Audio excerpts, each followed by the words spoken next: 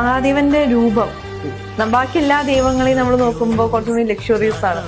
മാലയ്ക്കിട്ട് ശിവനെ നമ്മൾ നോക്കുകയാണെങ്കിൽ മേത്തുള്ളത് മൃഗങ്ങളുടെ തോലാണ്, അല്ലെങ്കിൽ കഴുത്തിലുള്ളത് പാമ്പാണ്, കയ്യിലുള്ളത് രുദ്രാക്ഷമാണ്. അങ്ങനെ ഒരു രൂപമാണ്. ചില സമയത്ത് നമ്മള് മേത്തൊക്കെ ചാരം തേച്ചിട്ടുള്ള ശിവനാണ്.